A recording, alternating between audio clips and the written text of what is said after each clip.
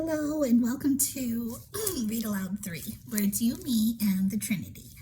And I am today back because I missed yesterday, and I didn't mean to.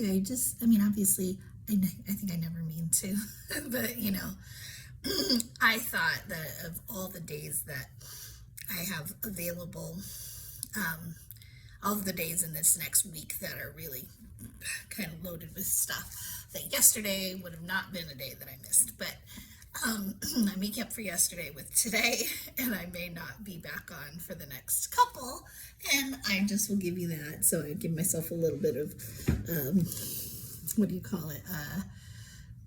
just pre-flexibility, which I might need. So, I'm on chapter 20 of First Chronicles. In the spring, at the time when kings go off to war, Joab led out the armed forces. He laid waste the land of the Ammonites and went to Rabbah and besieged it. But David remained in Jerusalem. Joab attacked Rabbah and left it in ruins. David took the crown from the head of their king. Its weight was found to be a talent of gold, and it was set with precious stones. It's like just how I imagine a crown. And it was placed on David's head. He took a great quantity of plunder from the city and brought out the people who were there, consigning them to labor with saws and with iron picks and axes. David did this to all the Ammonite towns. Then David and his entire army returned to Jerusalem. In the course of time, war broke out with the Philistines at Gezer. At that time, Sibbecai and Hushathite killed Sippei, one of the descendants of the Rephaites, and the Philistines were subjugated. In another battle with the Philistines, Elhanan, son of Jair, killed Lahmi, the brother of Goliath, the Gittite, who had a spear with a shaft like a weaver's rod. And he had to be big. He was in the same stock as Goliath. I don't know if that's the right word, but if he was, had the same genetics. And still another battle, which took place at Gath. There was a huge man with 6 fingers on each hand and 6 toes on each foot, 24 in all. He also was descendant from Rapha. When he taunted Israel, Jonathan, son of Shimei, David's brother, killed him. So calling Jonathan David's brother, which I think this is the Jonathan, son of Saul, if I'm not mistaken, but they were like closer than brothers. Remember, that was how tight they were as friends. If you remembered anything about that. I didn't think we'd talked about that part just yet, so I could be wrong, that maybe this isn't the same Jonathan either, but I'm guessing if he's in relation to David, that's kind of the most well-known relationship of a Jonathan in the Bible that I'm aware of. These were descendants of Rapha in Gath, and they fell at the hands of David and his men. Okay, so that was a short chapter. It's the first time we hear that David remained in Jerusalem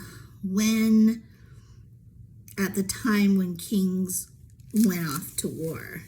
Okay, yeah. So there's something to that comes up, you might be aware of, when we get to the story of David and Bathsheba.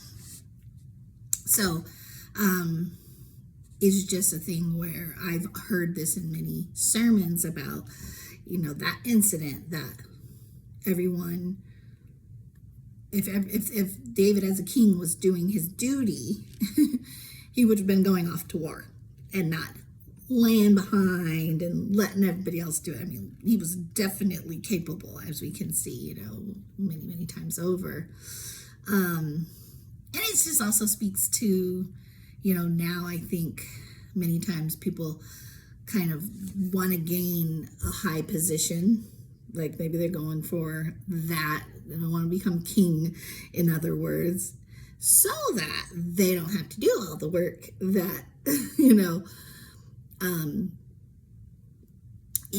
that actually goes with that title. So I'll say this is a argument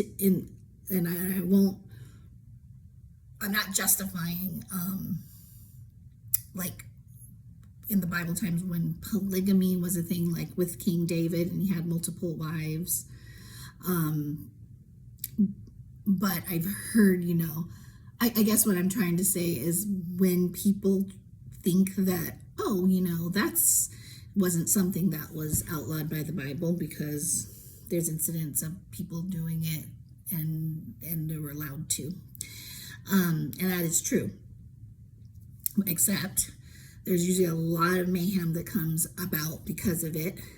I don't believe it was God's design, or that he was just like, oh yeah, sure, go ahead, that's a good idea too. And I think that